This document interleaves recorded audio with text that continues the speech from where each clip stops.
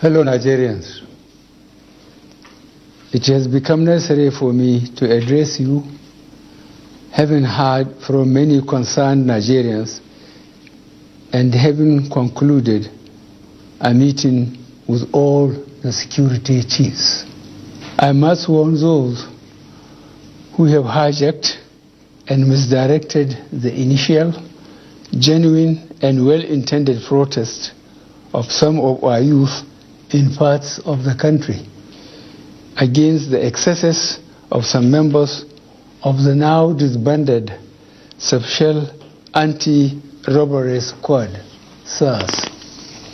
On Monday, 12th October, I acknowledged the genuine concerns and agitations of members of the public regarding the excessive use of force by some members of SARS.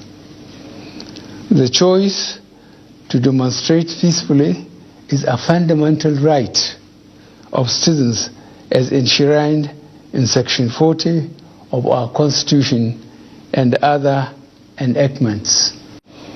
But this right to protest also imposes on the demonstrators the responsibility to respect the rights of other citizens and the necessity to operate within the law. As a democratic government, we listened to and carefully evaluated the 5-point demands of the protesters. And having accepted them, we immediately scrapped SARS and put measures in place to address the other demands of our youth. On approving the termination of SARS, I already made it clear that it was in line with our commitment to the implementation of extensive police reforms. Sadly, the promptness with which we have acted seemed to have been misconstrued as a sign of weakness and twisted by some for their selfish, unpatriotic interests. The result of this is clear to all observers. Human lives have been lost, acts of sexual violence have been reported, 2 major correctional facilities were attacked and convicts freed, public and private properties completely destroyed or vandalized, the sanctity of the palace of a peacemaker, the Oba of Lagos, has been violated.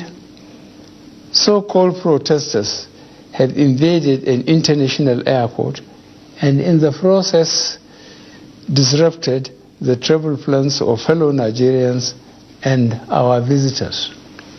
All this executed in the name of the EndSARS protests. I am indeed deeply pained that innocent lives have been lost. These tragedies are uncalled for and unnecessary. Certainly, there is no way whatsoever to connect these bad acts to legitimate expression of grievance of the youth of our country. The spreading of deliberate falsehood and misinformation through the social media in particular, that this government is oblivious to the pains and plight of the citizens is a ploy to mislead the unwary within and outside Nigeria into unfair judgment and disruptive behavior. On the contrary, both our deeds and words have shown how committed this administration has been to the well-being and welfare of citizens, even with the steadily dwindling revenues and the added responsibilities and restrictions due to the coronavirus pandemic. Government has put in place measures and initiatives principally targeted at youth, women, and the most vulnerable groups in our society. These included our broad plan to lift 100 million Nigerians out of poverty in the next 10 years, the creation of 75 billion Naira National Youth Investment Fund to provide opportunities for the youth and the micro, small, and medium enterprises survival fund, through which government is A, paying 3-month salaries of the staff of the 100,000 micro, small, and medium enterprises, B, paying for the registration of 250,000 businesses at the Corporate Affairs Commission, C, giving a grant of 30,000 Naira to 100,000 artisans, and D, guaranteeing market for the products of traders. These are in addition to many other initiatives, such as A, farmer money, B, trader money, C, market money, D, N-Power, E, N-Tech, and F, N-Agro. No Nigerian government in the past has methodically and seriously approached poverty alleviation like we have done. With regards to the welfare of police personnel, the National Salaries, Income and Wages Commission has been directed to expedite action on the finalization of the new salary structure of the members of the police force. The emoluments of other paramilitary services are also being reviewed upwards. In order to underscore the importance of education in preparing youth for the future, this administration has come up with a new salary structure and other incentives for our teachers. Let me at this point reaffirm the federal government's commitment to preserving the unity of this country. We will continue to improve good governance and our democratic process, including through sustained engagement. We shall continue to ensure that liberty and freedom, as well as the fundamental rights of all citizens, are protected. But remember that government also has the obligation to protect lives and properties, as well as the right of citizens to go about their daily businesses freely and protected from acts of violence.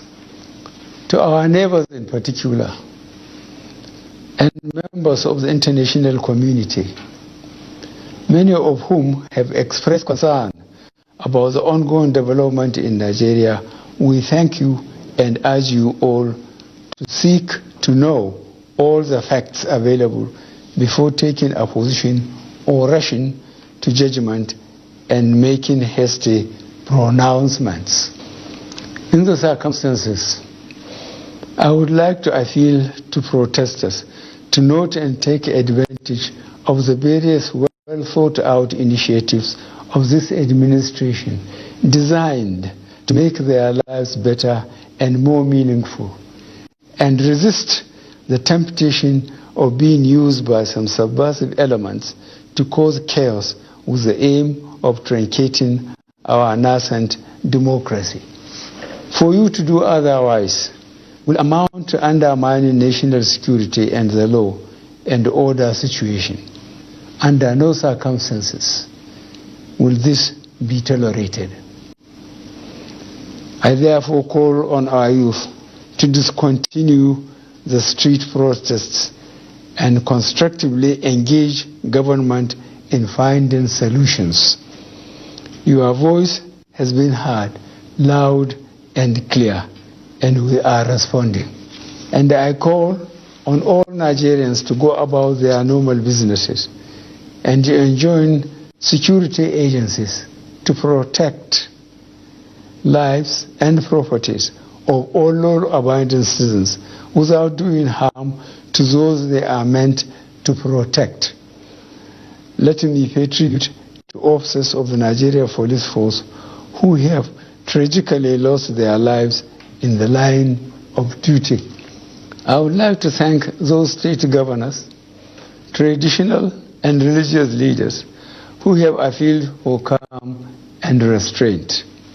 I also thank youth leaders who have restrained their followers from taking the law into their hands. This government respects and will continue to respect all the democratic rights and civil liberties of the people, but it will not allow anybody or groups to disrupt the peace of our nation. Thank you all. God bless the Federal Republic of Nigeria.